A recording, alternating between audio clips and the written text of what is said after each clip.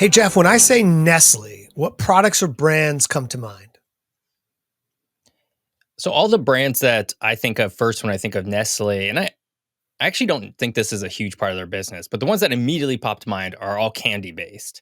And Okay. I think the one that for some reason most sticks in my mind is Kit Kat. Is I don't Mhm. even know if Kit Kat is a Nestle brand or not. It I is. don't even Actually, particularly it's like it's it. it's kind of Yeah. fuzzy actually because the Kit Kat distributed throughout everywhere else in the world outside of the United States is made by Nestle, but Hershey's has the license for the United States. So if you get a Kit Kat in the United States, it's Hershey. Anywhere else, it's a Nestle product. That seems so bizarre. That seems like something that would be out of like the film industry, right? You hear about like Paramount distributing films in, Yeah. the United States, but everywhere else it's distributed by Warner Brothers or something like that. And you're like, why is that? What's the point? What's the Yeah, point I of know Hershey's distributing Kit Kats as I opposed know to Hershey's is a major competitor of Nestle, and I'm not exactly sure how that came about, but there are instances like this where a product will be, distributed and created by one company one place and another company someplace else. What else comes to mind? well, I don't really have any others aside from Okay, like I think there's like Nest tea, like that's that's true. a tea brand, right? There's It also is. Lipton, which is I think Unilever. That's And so correct. Nest tea, Nescafe, I guess, would be like those are very on brand, right? Those are very Right, like, 'cause it it's has on the like nose, right? Nest. Yeah, Right there. exactly. I think when we get into it, and I'm sure we will, when we get into sort of the brands that they own, I'm gonna be quite surprised by what they own because I don't actually know all that much about Nestle as it turns out. Well, it's this giant company, right? And but so let me tell you just it turns out that Nestle owns about 2,000 brands, so I'm not gonna go over all of them. Oh my god. However, I'll do some highlights here. So Nescafe, as you mentioned, Nespresso, which is the little Fancy version of Nescafe. right, exactly. It's the little pods that you could put into a machine. Carnation, any Carnation product you see is owned by Nestle. Libby's, do you know about Libby's? Like I canned can't say I'm vegetables and familiar with stuff like Libby's, that. no. Yeah, that was kind of had a bigger profile in the '70s and '80s, I think. San Pellegrino water. Oh, yeah, like little Yep, water guys, little yep. sparkling water, whatever it is, yeah. Perrier. Oh, yeah, totally. Yep. That was like the brand of sparkling water that people drank before, like, sparkling water became, like, really Yeah, popular, that and was now we have, the like, gateway Liquid sparkling Death water. and Yeah, yeah, that's the one that got everybody into it, I think. Vittel, which is another water company. Cheerios. What? No way. Yeah, I thought that was, yeah. like, General Mills or Kellogg's or No, I something. believe it's I think it's Nestle. I hope so because that's what I have here. Nesquik or formerly Quick, that's the chocolate powder that you mix in to make chocolate milk with the little rabbit. You remember that one? Oh, yeah. Oh, yeah, I Okay, remember them, alright, yeah, mhm. alright. Kit Kat outside the United States. Milo, which is a chocolate flavored malted power that's sold in Australia. Smarties, you know Smarties. Oh, yeah, those little Yeah, candies. that's a Yeah. little candies, yep. Buitoni, California Kitchen Pizza, DiGiorno, Hot Pockets, Lean Cuisine, Stouffer's, Tombstone Pizza, Dreyer's Ice Cream, Haagen-Dazs, Garden of Life, Nature's Bounty, Maji Soups, Alpo, Friskies, Purina, Toll House, and Coffee Mate. These are just several of the 2,000 brands that Nestle controls. I mean, as you ran through those last ones, I was definitely like, "Oh, I know. I see these at my local Fred Meyer on the Yeah. regular." Tombstone, not to, get too into my diet, but it's a regular occurrence in the Gibson household. Didn't Well, know it was Nestle though. and a lot of these products probably don't have Nestle on the label anywhere, so it seems to be a separate thing. Um, there are a lot of different lists I came across listing what the largest food companies in the world are. And as usual, they're not exactly the same. They use different criteria to determine rank. There's sales, there's net revenue, there's market capitalization, there's a bunch of different things. However, every single list that I saw placed Nestle first. So Nestle is, I think, undisputedly the largest food company on the planet. And in terms of just overall publicly traded companies in the world, Forbes this year, 2024, placed it as the 50th largest company in the world of any kind. So I mean, it's impressive. that's Top impressive. 50. That's a Yeah. lot. Nestle sells food and beverages to 188 countries. That's most of them. The company has over 340 factories in 76 countries. It has 62 factories in the United States alone. I mean, that's also interesting because, and I'm sure this happens. In fact, I know it does, but I feel like food is one of the things where having a localized production is still highly beneficial just for food spoilage reasons.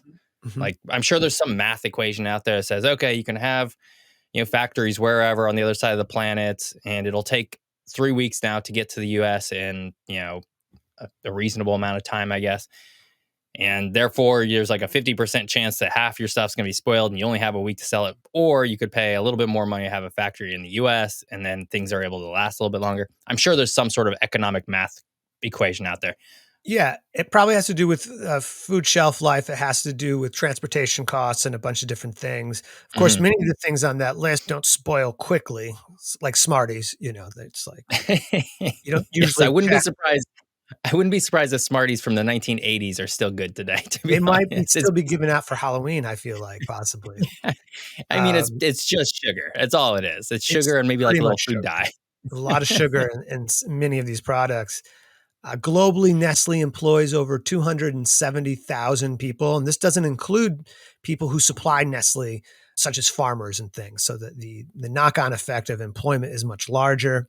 In 2023, Nestle had around $104 billion in sales. About 34% of those sales, the revenue occurred in the United States and Canada.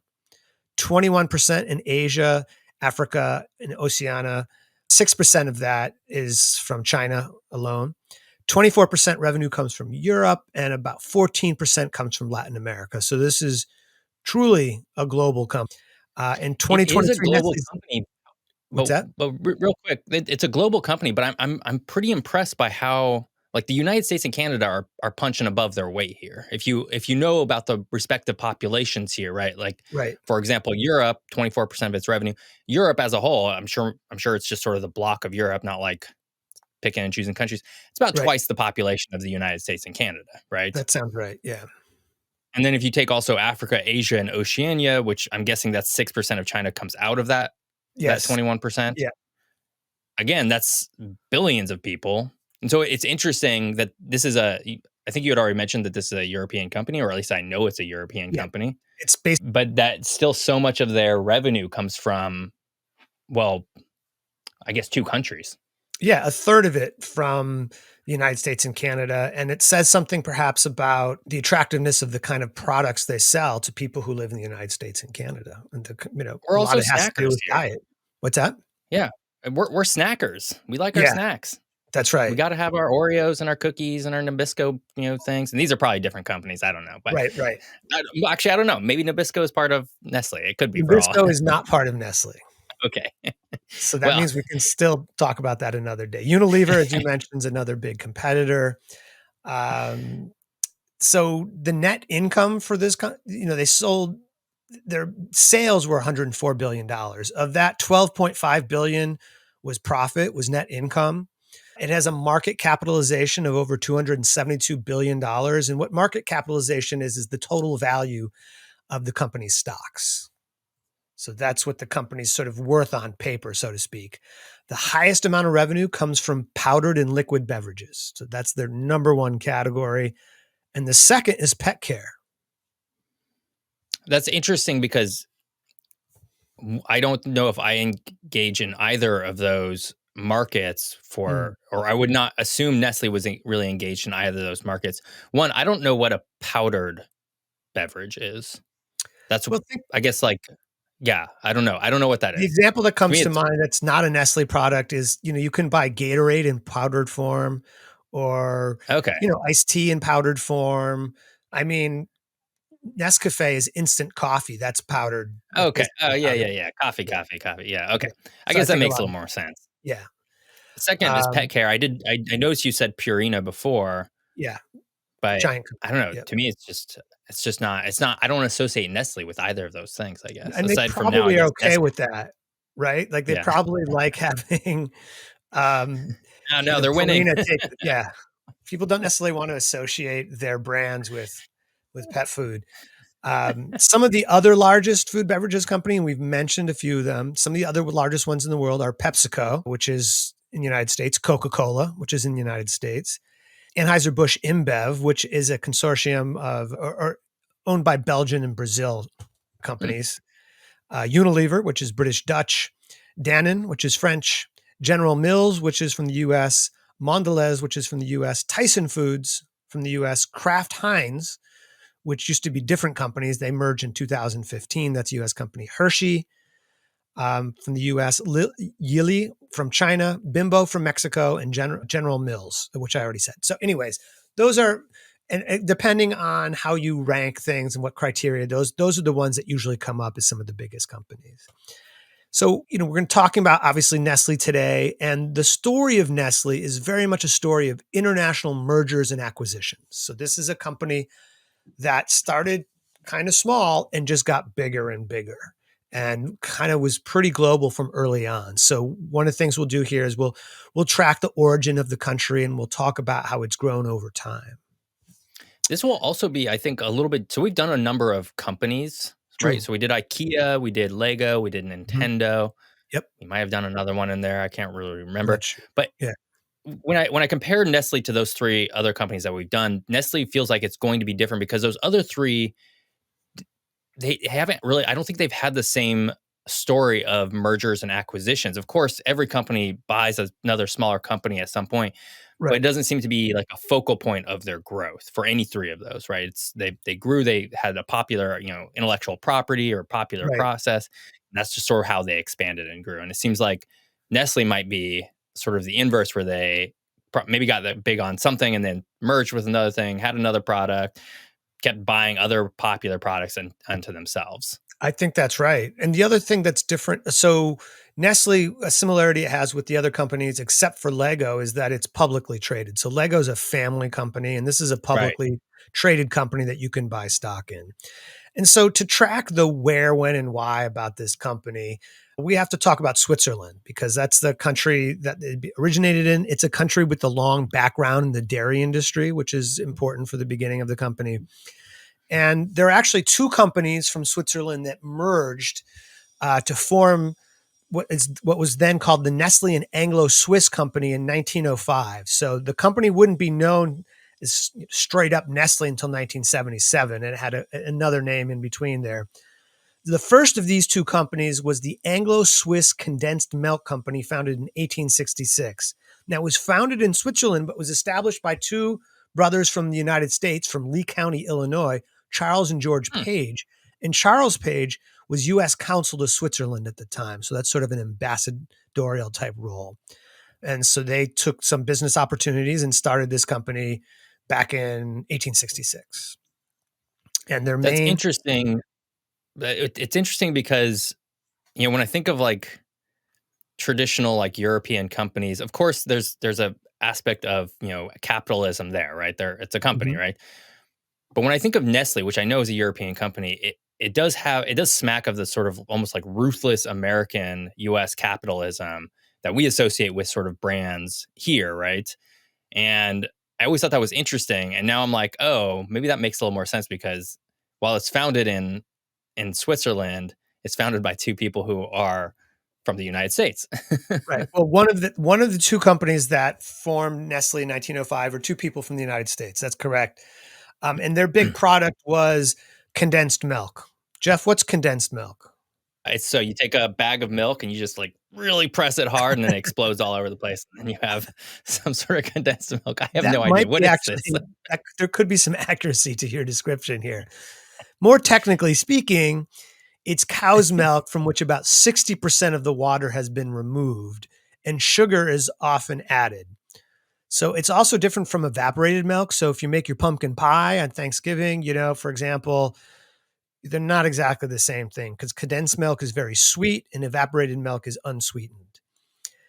So why do you think they would make something like why make condensed milk? Well, I don't actually know why.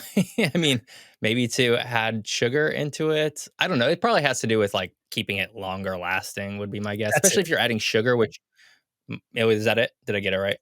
Yeah, it's to give it longer life. And so, um, milk, fresh milk only lasts so long, and as you suggested earlier, transporting that all over the place would be pretty challenging. So if you can come up with something that is condensed and you can put in a can, is advertised as being safe because, back in the mid 1800s, people weren't used to eating out of cans or drinking out of cans, right? That was Think of how alarming that must have been for the first generation of people who went from Whole Foods, and I don't mean the store, but I mean actual Whole Foods, and going into eating things out of cans. That's a huge transition, and people had to be convinced that that was safe, but it had shelf life, and it was a way to preserve food, which is really important. The second of the two companies began operating the following year in 1867. This was founded by somebody named Henri Nestle, and he developed a baby cereal derived from milk in Vevey, Switzerland, which is still the headquarters of Nestle today. And the baby food combined cow's milk, wheat flour, and sugar. And it was marketed as a product for babies who couldn't breastfeed for whatever reason. So that was the idea, was to provide nutrition for infants who couldn't get it otherwise. Are you familiar with the Nestle logo at all? Does that ring a bell? I mean, vaguely. I know it's often like has like a red color to it or Yeah, something. that's Mm. the font color choice. The actual logo is a nest with a couple birds in it, a few birds in it. And that might not. I don't know if that's ringing a bell. You might have to look that up and see if you're familiar I'm with. pulling it up right now Yeah, because I does that look actually like don't know. Oh, you know what?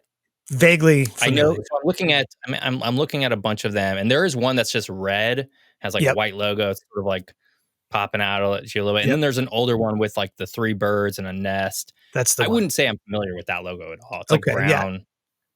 I think the name is more popular or more well known than the logo. Um, that logo does come from 1867, so it comes from way back. And in the Swabian dialect of German, Nestle means small bird's nest. So that's what Nestle actually means. Hmm. So soon thereafter, that Nestle started operating that independent business in 1867. The company started supplying somebody named Daniel Peter of Vevey, Switzerland, with condensed milk, who invented milk chocolate, or at least he gets historical credit for it. Whether he invented it or not is perhaps a question of debate, but he's the person that's credited with that. So milk chocolate, part of their business goes way back. In 1875, Henri Nestle, at the age of 60, sold his company and factory to three individuals who expanded production, but they decided to keep the Nestle name. And so, in other words, Henri Nestle was only in the mix for about 9 years, and yet this massive corporation carries his name still today. That But is interesting. I feel to like get that would be brand unusual. recognition, you want to stick with it Yeah. sometimes. Yeah. So by 1878, both Anglo Swiss and Nestle were in competition. They were both selling condensed milk and infant cereal, and they were both expanding production abroad. So they're in competition with one another. And in 1882, Anglo Swiss entered the US market. Remember, these are two people from the United States who started the company. Subsequently, George Page, one of the brothers, died. And in 1902, the company sold all of its US based operations. So it was out of the United States. 1890, Henri Nestle dies. Of course, he's been out of the mix for a little while. And then in 1905, Anglo Swiss and Nestle merged to form the Nestle and Anglo Swiss Milk Company. This is usually considered, like, if you look at Nestle's own histories, this is what they consider to be truly the beginning of their company when these two original companies merged. It's got headquarters in Vevey and Cham, Switzerland, and opened another one in London to facilitate some of its international sales. And at this time, the company owned, already in 1905, 20 factories and sold its products in Africa, Asia, Latin America, and Australia. So by 1905, this is a global company that hasn't quite gotten into the United States yet. Which is interesting because if I remember correctly, in 1882, the Anglo-Swiss company entered the US market, They did. but then it seems like maybe they pulled back out. Yeah, I guess they sold their Yeah, operations there, and so by interesting. the time they merged with Nestle, they were no longer in ownership of those companies. And so one of the things we can do is track different periods of time and look at the geography of the company during those times. And one era that we want to pay attention to is World War One, which seems to come up increasingly in our episodes. We have an entire episode on World War One. Check it out. And so during World War One, the demand for both condensed milk and chocolate increased because these are given to soldiers as emergency rations, right? So these can be preserved. And the company Nestle Anglo-Swiss increased production because they obtained large government contracts from a number of different countries for their products. So the demand for certain products increased during World War One. In 1916, Nestle acquired a Norwegian dairy company that patented a spray drying process for making milk powder. I don't know what that means exactly, spray drying process, but it's just an illustration of how they're seeking out companies in different countries with different technologies. This happens to be from Norway. And then in 1919, get ready for the Oregon connection. Nestle purchased two condensed milk plants in Oregon, one in Bandon and the other in Milwaukee, which is just south of Portland. The plants were sold by Gabish and Joplin, a paving company in Portland, Oregon, primarily involved in laying sidewalks and streets. But somehow they had this dairy component, which ended up getting sold to Nestle. So we got Is our this Portland. how Nestle sort of enters the US market too? Is it through Oregon? Because that'd be kind of cool. That's a fun little local fact for us. It seems to be the case. It seems to be the case. I don't know if the products were marketed there originally, but that's one of the earliest things that I could track in terms of Nestle's involvement in the United States. And there's a lot more to say about this, but we've come upon a time for our first ad break.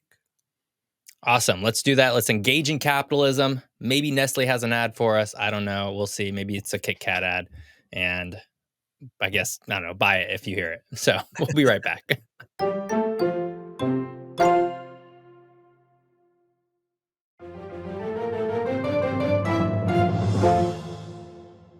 And we're back. It's the Geography is Everything podcast. We're talking about geography is Nestle, the giant food company.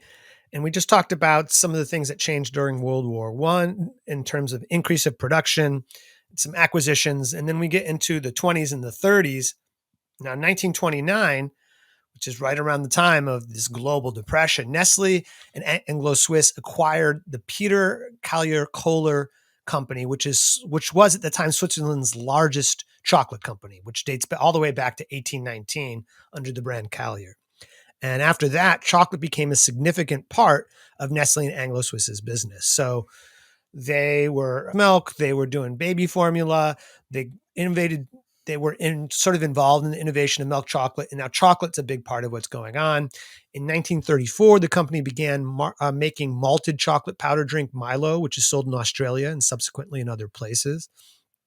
And the company continued to develop infant and baby foods, including a milk powder for babies, which becomes an important part of their business and something that we'll be able to revisit in a little bit. In 1936, Nestle and Anglo-Swiss transformed into a holding company with a division called Neshold in Vevey, Switzerland, and another called Unilac in Panama. So we already see them spreading out their business and the administration of that business in different places. I'm not entirely sure what a holding company is or does. Like, I I don't know what think that means. maybe you can look this up as I'm trying to answer, but I believe a holding company is a company that has lots of different investments and lots of different company or divisions and brands, and they don't necessarily have to do with one another, but these are investments that a company makes because they think it'll be profitable. Huh, that was actually a really good, based on a very quick Google search. That was a very good definition. Yes, because that's Okay, exactly good. what it So is. let's go with that. So yeah, it's a company that doesn't. It's not like IKEA where they make furniture and meatballs and whatever. It's a company that buys companies and absorbs them and has different divisions. So in 1938, pretty significant year for the company because then that's when they launched Nescafe. And Nescafe is a powdered coffee extract to which one adds hot water. It's something that we now call instant coffee. And this was done in response. It's interesting. This was done in response to a request from the Brazilian government to find new uses for their huge coffee surplus. So they were Hmm. overproducing and they approached apparently Nestle to say, hey, we've got a lot of coffee. What can we do with this? And Nescafe was looking to capitalize on the convenience factor and say, let's turn this into something that will store for a long time, and just add water and it's coffee, which is what you do with coffee anyways. But uh, you don't have to like get rid of the grounds or anything. It dissolves into Right, the it, like, coffee. dissolves. Yeah. It just dissolves, right? Now, this is important because as we approach World War II, Nescafe becomes extremely popular, particularly among the U.S. military personnel, U.S. Armed Forces. So this is something that's easy to transport. People like coffee. And so this is something that helps build their business during this time. In 1939, concerned that the Axis powers might invade and occupy Switzerland, Nestle and Anglo-Swiss moved some of its managers to a new office in the United States. So the United States becomes much more prominent in terms of the administration of the company during World War II. And this served as the second headquarters for Nestle during World War II.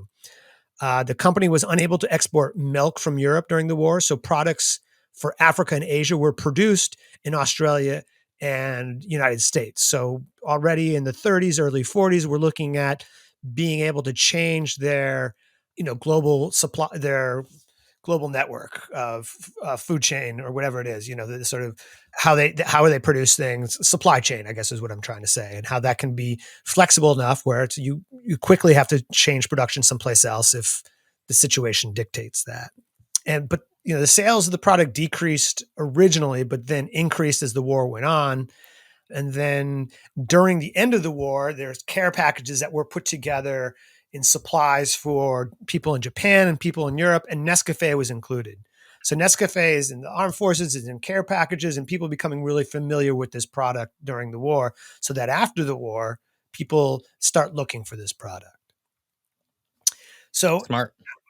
so after World War II, in 1947, Nestle and Anglo-Swiss merged with the Swiss company Alimentana, which produced a brand called Maggi, which is soups and bouillons and seasonings. So that sort of aspect of the food industry. That company itself dated back to 1884 when it first innovated an instant soup. So we're seeing that the sort of instant foods are pretty critical with this company. And the merged company was called Nestle Alimentana, but we'll just call it Nestle, I think, from here on forward, because that's a little easier and Well, it's that's how not. it's done Yeah. anyways. It's not its name now, right? They've dropped Alimentana. Right. Now it's just Nestle. In the 1940s, the company launched Nestea, which is something you referenced earlier. It's an instant tea manufactured following the sort of same process that used to make Nescafe coffee. It can be used for hot tea, it can be used for iced tea. And this appears in the US market in 1948.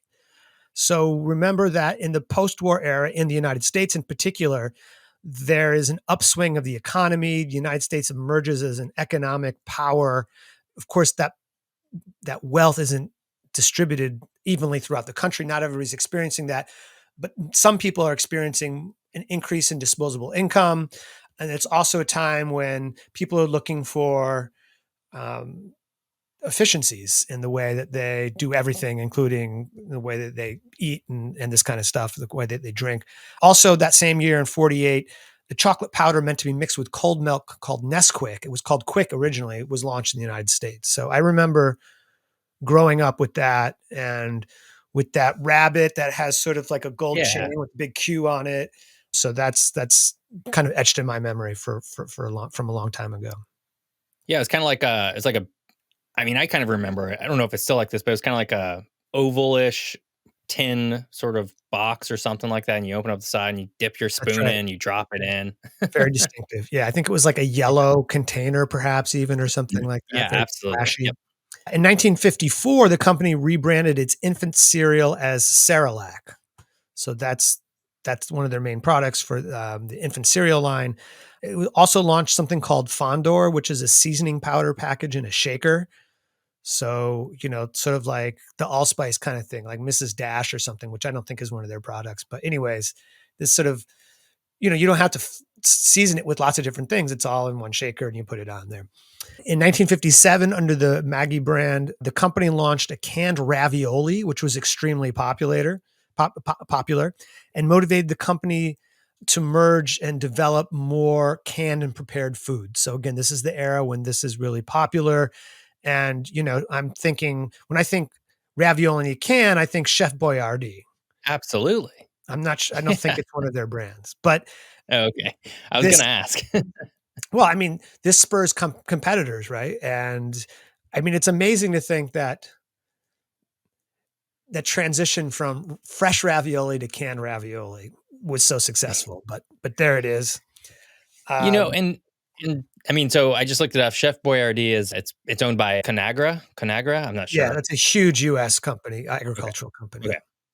Not super familiar with them, but you know, I don't know. I think Chef Boyardee. I mean, I'm sure it's not like the most nutritionally impactful for whatever word, but it's really tasty still. Yeah, I mean, as if you're a kid, you're psyched. You know, that's something Yeah. you're and there's probably some sugar in it, right? Which is, Oh, you know, I'm absolutely. guessing, There's right? sugar. So that sweetens the deal. But yeah, what we're talking about is these trends after the World War II. And one of the other things, in addition to sort of people wanting this sort of easy food that's quick to prepare, is that people have home freezers in a way that they never had before. And this is definitely true in the United States. So Nestle also responds by providing a lot of more frozen foods and that kind of thing, because that fits that sort of lifestyle, that quick to eat lifestyle.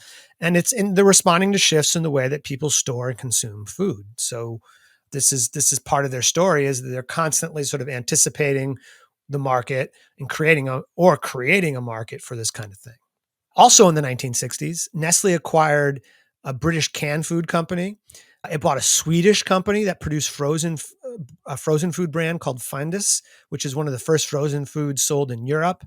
And Nestle subsequently brought that to international markets. So they're taking things from one country, moving it someplace else. And then in 1968, Nestle acquired Chambourcy, which was a French yogurt company. So they're still dealing in some spoilable foods, I guess you could say. The following year, Nestle brought the French mineral water brand Vitel. And that brings us to the 70s. In 1973, Nestle brought the US frozen foods company Stouffer. So I don't know if you remember that from your youth. I remember a lot of commercials for that, and that being a really popular frozen food brand back in like the 70s. And then it bought Libby, the canned food company in the United States. And so these felt like staple brands in the United States that Nestle's beginning to acquire in the 70s.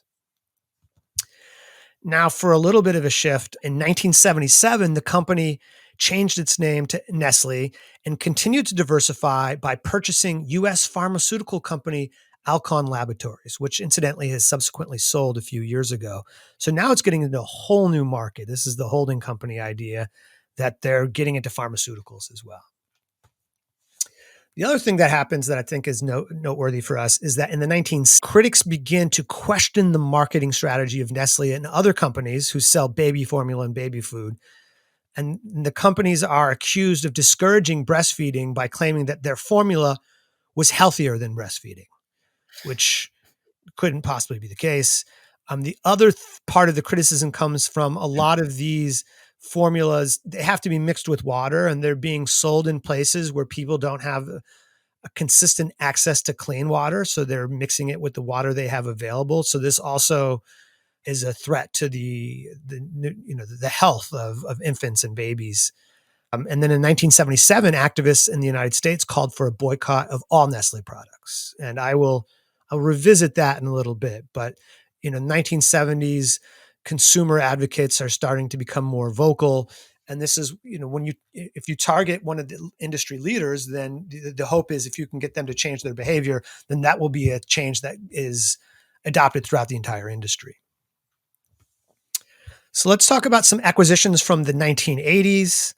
Stouffer's Lean Cuisine. You've probably heard of Lean Cuisine. This is a Oh yeah. food category for it's so-called diet foods, right? So they're recognizing that a lot of their food has a lot of sugar in it and this kind of thing, and people are maybe looking for some alternatives, so they want to get on board with that. In 1981, the World Health Organization adopted a code on breast milk substitute, which Nestle adopted. So that eventually ends um, that particular boycott from from a U.S. organization of concerned consumer advocates.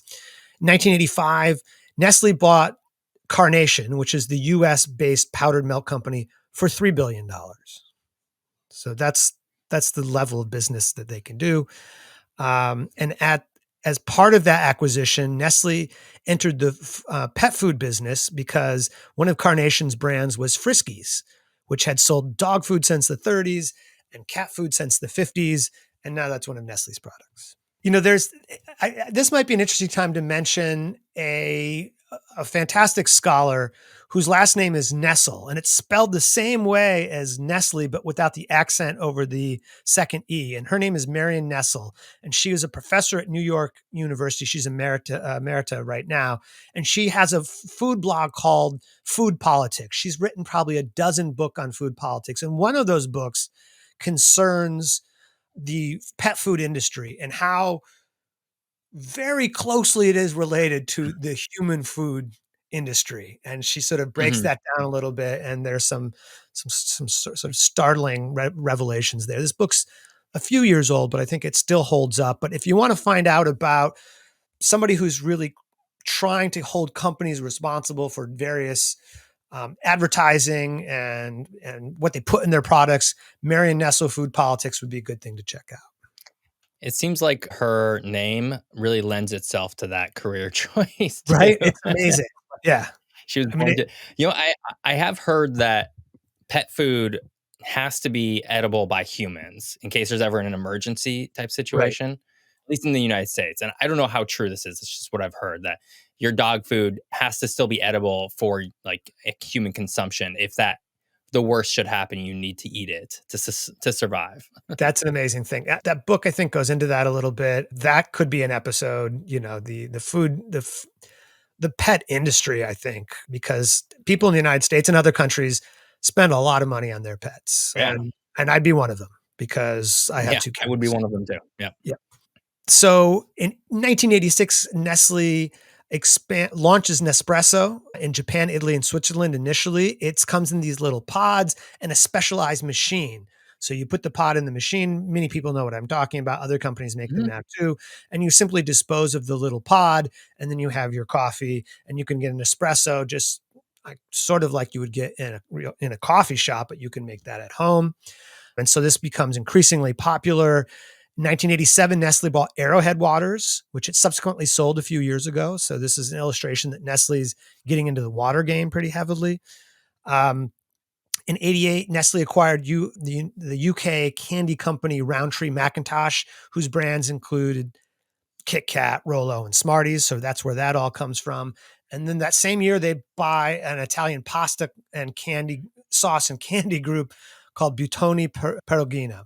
And this is, again, Nestle's reaching all over the world and buying lots of different food categories. Into the 90s, when it founds a joint venture with General Mills, who we kind of know as a cereal company, they formed something called Cereal Partners Worldwide, with headquartered in Switzerland and distributes to 130 different countries. This is where the Cheerios, I think, tie-in Ah, comes okay. in.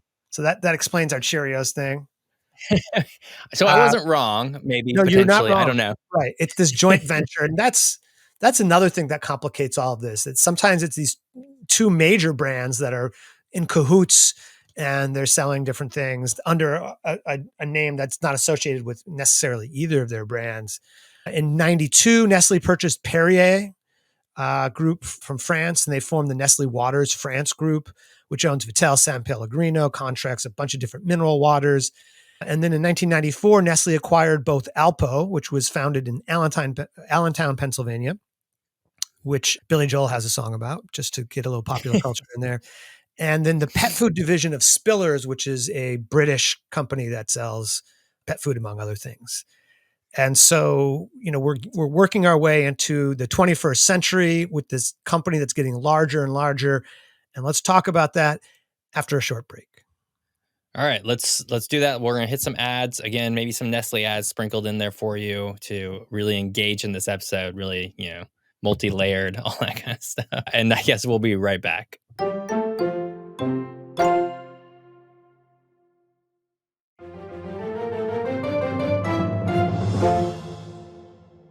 And we're back. It's Jeff and Hunter and the Geography is Everything podcast. We're talking about Geography is Nestle, and we're talking about now the 2000s.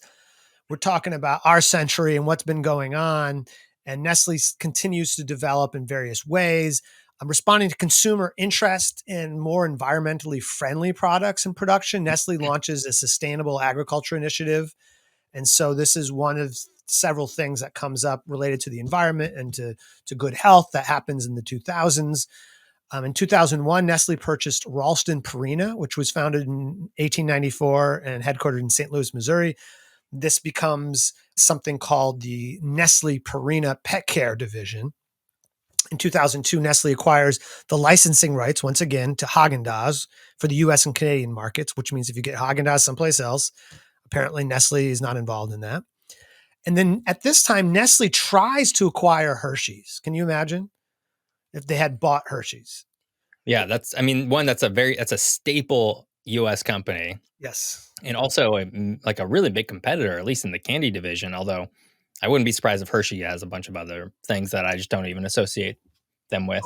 I'm sure they got lots going. It's not as big a company, certainly, as Nestle, but they're in Hershey, Pennsylvania, and they're known for a lot of their distinctive sort of candies. Um, but Nestle was unsuccessful in buying them. However, Nestle was successful in 2003 of buying the Dreyer's Ice Cream Company, and in doing so became the world's largest ice cream company. Dreyer's, incidentally, was founded in 28 in Oakland, California. I can never remember if it's Dryers or Briars I that think that, makes. I think there's two different brands, right? Yeah, they both make ice Yeah. cream, but one is terrible and one is good. I don't know I I don't know which one's which, so Well, one of them is a milk-like product, like, it doesn't use mhm, cream, it's something else. It's like an ice that's cream probably the bad product. one. It's not even involving ice cream. I think I know which one, but I'll hold back just because, we don't wanna step on any feet until I know for sure. Alright, so going on, Nestle acquires the weight management company Jenny Craig. Have you heard of Jenny Craig? Yeah, I mean, that was, like, really popular in, like, the '90s or something? Yeah, It's I like a think that's when diet they thing, right? started, or that's when they were really popular. That acquisition happens in 2006. In 2007, Nestle acquires the medical nutrition division of Novartis Pharmaceutical for $2.5 billion. dollars. It also bought the baby food company Gerber for $5.5 billion. dollars. And the same year, they bought another Swiss mineral water company. So the mergers, or the acquisitions, excuse me, keep going and going. In 2010, Nestle acquires the frozen pizza business of Kraft for $3.7 billion. dollars. So that's big business. That Mhm. Kraft's frozen pizza business was valued at $3.7 billion, dollars, and Nestle purchased that and brought that in. And the same time, they developed something called the Nescafe Plan. So, in an effort to develop sustainable supply chains and coffee, because these are sometimes some very troubling products in terms of the history of how they were created and the labor that's used for them. And we've talked about coffee before. We've got a whole episode on coffee and tea. Check it out. And chocolate, we've promised to do that, and we'll get to that at some point because I think I like chocolate quite a lot. So, but there's stuff we should know about it. Absolutely. Nestle acquired infant foods company Wyeth Nutrition, which is formerly known as Pfizer Nutrition, for $11.9 billion dollars in 2012. In 2013, Nestle bought a US medical foods company called Pam Lab, and they sold Jenny Craig at this time. So they're no longer associated with that. In 2018, they bought Tails.com, which is a British dog nutrition company. And then here's a big one. And this I didn't know. In 2018, Nestle acquired the rights to market, sell, and distribute Starbucks products globally outside of Starbucks coffee shops. So these are still just labeled Starbucks. This was a $7.15 billion deal. And so Nestle's really in charge of the marketing and distributing of that product outside of the Starbucks stores themselves. So, wait, hold on. So you go into your local grocery store, you wander over into the coffee section, you see all those bags and bags of Starbucks coffee, you pick one up, you're like, "Ooh, I love this Colombian roast, whatever, I don't know, Starbucks coffee." I'm not even a coffee drinker. Anyways, you pull that down, you buy it, you're buying Nestle coffee there. You're buying Starbucks coffee, but you are in some way also supporting the Nestle business because they're the ones who have marketed it and brought it to the store and all that kind of thing. So what Starbucks is probably thinking, like, that's not really our main gig. Our main gig is the coffee shops. We want to sell our coffee, but if we can get a major company in the world to sell that coffee for us, that's worth something. And so that's the basic arrangement there. In 2020, Nestle expanded its manufacturing capacity in India and planned to spend over $700 million to do so. So, another part of the world that Nestle is heavily involved in. In 2021, Nestle acquired bottled water company Essentia, which is headquartered in Bothell, Washington, and also a hydration tablet company called Nun, based in Seattle. So, again, this sort of health, sort of food that's marketed as being healthy or for the health conscious. They also bought the US vitamin company Bountiful Company, which is formerly known as Nature's Bounty in 2021. And then in 2022, Nestle acquired a majority stake, which means they own a lot of it, but they don't completely control a plant-based protein powder nutrition company called Orgain. So you can see as we've tracked through time, the kinds of businesses that they're getting involved in, from the early dairy and the sort of condensed milk and the baby formula, getting into chocolate, getting into instant coffee and instant tea, and then really expanding to all these different kinds of projects, lots of different categories of foods. It's sort of like a merry-go-round of just like different companies, and like they'll spin one out, they'll buy one, they buy Jenny Craig, and then like a few years later, like, we don't want Jenny Craig anymore. She can go play over here now. And then they'll buy another thing and they'll be like, oh, Starbucks will take a little bit of your business. It's like this, it's so complicated. Yeah. Like I'm trying to imagine this like some sort of flow chart where you have Nestle in the center and all of its companies all spread out, and just how complicated that would be, because so much of what they own out, well, so much of what they own outright, but they also have so many different partnerships and so many things that they've owned, they've since spun out or sold off to other companies. It's just wild. Yeah, so I mean, when we think of a food company, that's not necessarily what we might think of. But in this case, it's a large company involved in lots of different businesses, some of them not even food or human food. They're getting, the pharmaceutical side of things, vitamins and all these kinds of things. And somewhere there's a CEO and a small group of people who are making these decisions based on the market research they have available at the time, which is why some of these switches probably go on. Now, Nestle has come in, as companies sometimes do, for some critiques, some criticism. There's some controversies that have been involved. So I wanted to mention a few of those because I think that needs to be said. I did mention in the 1970s, critics began to question the marketing strategies of Nestle and other companies making baby food and baby formula, claiming the health benefits are beyond what they probably could have claimed. And so in 1977, a US-based group called Infant Formula Action Coalition called for a boycott of all Nestle products until they changed that. And after Nestle implemented those changes of the World Health Organization regarding how infant formula was primarily how it was marketed in poorer countries, the boycott was dropped in 1984. However, in 1988, a British group called for a boycott against Nestle in relation to their infant formula practices. And that's a boycott that continues. So that's a sector of the business that still comes into play. I remember, Jeff, traveling in Guatemala in the mid 90s and I was in some pretty rural areas where you have these little shops and bodegas, and they would have products from some of these large companies like Nestle, Mm-hmm. in these small remote places. And I remember coming across one that was in a big cylindrical tin called Klim, which is a baby Klim. form. Klim. Hmm. What is Klim spelled backwards? Oh, is it milk? Milk. Yeah. So I thought that was in itself a bold kind of situation there. That's a company that I think Nestle eventually obtained and acquired. And so in 2008, the Hong Kong government found industrial chemical melamine in Chinese made Nestle milk products. 6 infants died and over 800 more were hospitalized. So this was a major production problem that caused the death of small people, young children. And there have been various claims also in relation to the production of cocoa for chocolate, that child labor, child trafficking, and slavery is still widespread. And one of the areas of the world that produces a lot of cocoa is West Africa.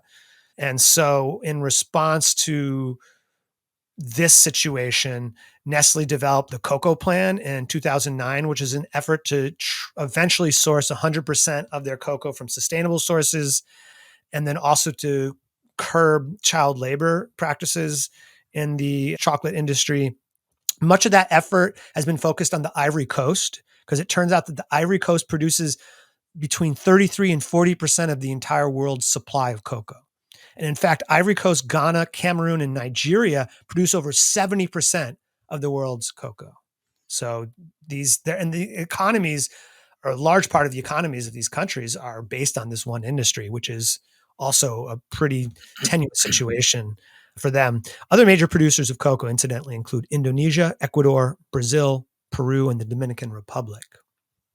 Now, Nestle has also come in for criticism for their taking control of aquifers and local water supplies in order to bottle water for profit. Now, Jeff, I don't know if you remember a few years ago that Nestle had a plan to build a water bottling plant in Cascade Locks, Oregon, which is Yes. close to Hood River, which is not that far from Portland. Yeah. And That was that didn't happen in the case here, but there are many places throughout different parts of the world, and a bunch of them in the United States. Some of them were associated with Arrowhead, Poland Springs, which I don't think are brands associated with Nestle anymore. But the idea is that they were coming in and they were claiming fair use, just like, if you move someplace and you have some land, you can extract water from an aquifer, from a well or something like that. But except in their case, there was millions of gallons of water that was being pumped right. and bottled and sold. And the question is, well, to whom does this water really belong? Is this actually fair use? And in 2017, the California Water Resources Control Board ruled that Nestle did not have proper rights to about three quarters of the bottling operations that they had in California. That 75% of that water they really didn't have a right to use.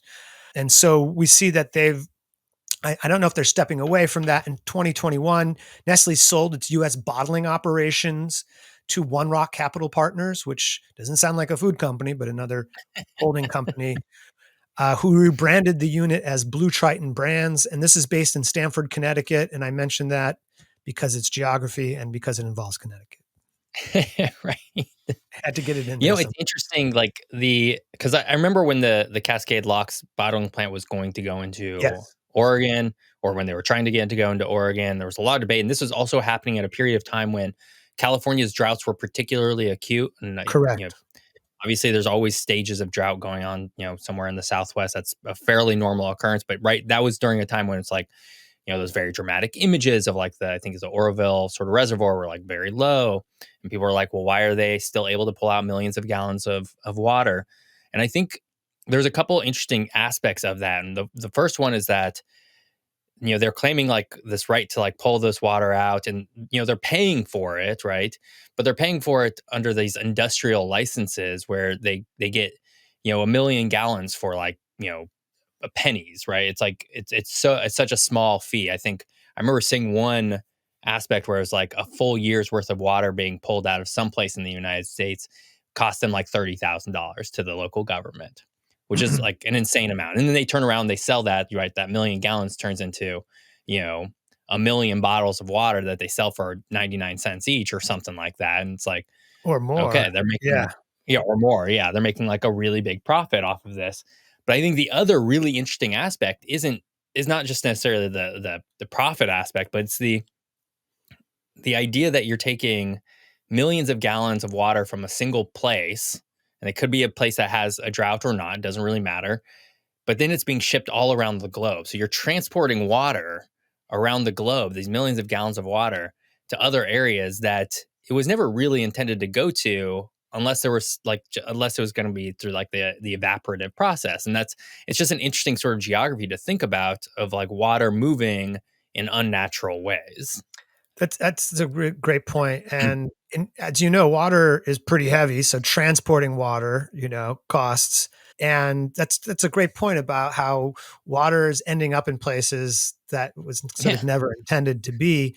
Now, I mean, another controversy with bottled water is the use of plastics, small plastic bottles that are then disposed of and end up a lot of times in the ocean and break down into microplastics. I suppose one of the uses of bottled water, which is valued pretty highly, is that in the case of an emergency, a natural disaster or something like that, Mhm. it's a way to transport water to people who need it. But there are all kinds of problems with bottled water. And then, as you mentioned, the drought, like extracting water from parts of the world that are experiencing drought is suspect. It's controversial. Absolutely. Well, let's round it out now. Let's talk about a few things that have happened this year. The year is 2024, and Nestle is involved in some stuff. A few months ago, only, I think it was in May, a Swiss investigative organization, Public Eye, published a report that Nestle has been adding additional sugars to its baby food products, such as Cerelac, that are sold in low and middle income countries. And so, once you start eating sugar, you develop a taste for sugar, and you want the sugar, and you buy more of the product. And so this is problematic for obvious reasons. In May 2004, Nestle announced a new frozen food brand called Vital Pursuit, aimed at weight loss drug users. So specifically, users of medications, Wegovy and Ozempic, have begun to change their food buying habits. And this food is being marketed specifically to people who are on these pharmaceutical drugs. That is really weird. I don't know how, because I mean, I've heard of Ozempic. I'm not sure if I know of Wegovy or something, whatever you said. But I've heard of Ozempic and sort of the like. It's not a drug that was ever intended for weight loss, but it seems to have that effect on people. It's like this And I'm off-label use. Yeah. yeah, and I don't know. I'm not a doctor. I don't know the health benefits or costs to that, so I'm not really going to comment on that. But I've heard about it, and it's interesting that it's I guess Ozempic has gotten so big or so popular that now Nestle, this mammoth, company that does, food stuff all over the world is having to adapt its own processes and brands to be appealing to these people. Yeah, just Very as weird. there was the Atkins diet, and there's food that was made for that. We talked about lean cuisine and so-called diet foods that are the companies are capitalizing on people's desire to have an easy way to get food that they feel will be uh, ostensibly healthy and will be conducive to not gaining weight or to losing weight. Mhm. Nestle is also looking to increase its sales to older age cohorts. And this makes sense because the world's graying, right? Like the percentage of people who are over 50, over 60, over 70 is higher than it's ever been before. And so as the population is aging, Nestle and other companies are trying to pay closer attention to this demographic. A few days ago, an independent study found that Nestle mineral water was purified over the past 15 years using prohibited methods. So the Europe, and this is in Europe, I think specifically, the European Commission is expected to release a report in the next couple of weeks that talks about it. Nestle has countered that the water is safe, so this sort of remains to be seen. So listener, keep your eyes open for this. And then we'll add, I mentioned the older age cohorts. Of course, the younger age cohorts are still who most companies are marketing towards. And in 2024, Nestle announced it would open Nespresso boutiques, which promise an immersive coffee experience. This includes a taste and discovery area where different coffees can be sampled, a coffee theater for coffee related programming, a recycling center, and a coffee bar lounge area. The boutiques are largely targeting Gen Z customers, and the first one opened on July 5th, just a few weeks ago in Austin, Texas. So we'll see if they That make it go. sounds so incredibly lame. I mean, I'm not a Gen Z person. I'm a millennial, but I'm like, are you just trying to reinvent like a coffee place? Like, because that's just a coffee place that people go to a coffee place for. It sounds like a fancy coffee shop with other aspects, but this sounds like there's some technological aspects to this. And, the younger the generation, the more technologically savvy and motivated consumers might be. And so I guess that's what they're going for with this. It smacks of this meme that I think it's I can't remember who the actor is, but it's an actor who's older, but he's playing a role inside something, and he's like dressed up as like a skateboarder, like kid, and he's Oh, like, it's "How's Steve it going, Buscemi, fellow?" right? Was it Steve Steve Buscemi? Buscemi. Yeah, Yeah, that's who it was. Yeah, "How's it going, fellow kids?" or something like that. Is like right. what the meme is. It's like that's what this smacks of that. It's like Nestle. This is. I don't think anybody's gonna like necessarily see you as like the cool it brand. You're not that Nescafe. as far as I know, I have a lot of friends who drink a lot of coffee. I'm not a coffee drinker myself, but we're here in Portland. It's a big coffee town, and I don't think they have a good reputation as like high quality coffee. Yeah, like Taster's Choice is one of their brands. Just to, I mean, I don't want to malign it too much, but that's not a lot of. It's not my go-to for coffee. Others may feel differently. It was interesting. I mentioned that I spent some time in Guatemala in the mid '90s, and Guatemala is a huge coffee producing country. I'm sure you're aware of Mhm. this. But all I saw people drinking, and sometimes again, I was in some rural areas with indigenous people, and everybody was drinking Nescafe. So it was amazing to me that in this country where they were producing this high quality coffee, that a lot of citizens of the country are drinking this instant coffee made by this Swiss company. Anyways, That there's a lot more to say about the food industry and about Nestle, but we'll have to save that for another time because this is what we have time for today. What a fun episode. We haven't done a company in a little while, so it was good to revisit sort of this Yeah. format. And Nestle's a fascinating company to explore because we also get to talk about the food industry. So, Yeah. it sort of ties into a lot of different things. And of course, at some point, we will do a chocolate episode because, well, we've said it so many times. Yeah, yeah. You and I have talked about it a lot, and one of the things holding us back is that it's kind of got a grisly history, but I think It does. we need to get into that. Yeah. It does. Yes. Well, I guess with that, Hunter, tell people where they can find you. I'm Hunter Shobi. I'm a professor of geography at Portland State University. With David Banis, I'm co-author of two books, cultural atlases. One is Portland as a Cultural Atlas, and the other one is Upper Left Cities, a Cultural Atlas of San Francisco, Portland, and Seattle. And I'm co-host of this podcast, Geography is Everything. Yeah, thanks, Hunter. This was a really fun episode. I'm also co-host of this podcast, Geography is Everything, which you can find over on Apple Podcasts, Spotify, or any of the other apps out there. If you want to, please leave a review, happy good time review. It's really nice to see those. If you're watching this on YouTube, please like and subscribe. That's also really fun for us to see. All Come of you. back next week because we're going to have a really fun episode and a really interesting episode all about artificial intelligence, AI, and in particular, we're doing generative AI, the thing that's blown up around the world over the last 2 years, and That's it's going to going to be be amazing. That's I think that a lot of people have a lot of interest in this. A lot of people are using it. Some people are cautious about it, but there's certainly a lot to talk about. So look forward to that. There's a lot to talk about. It's going to be a different kind of episode. We're just going to record it right now, right after this episode. So we're going to launch right into that. But you all are going to have to wait, I guess, a little while longer to actually listen to it. But it should be really fun. So come back next week and listen to that. And I guess until then, well, we'll see you next time. Thanks for listening.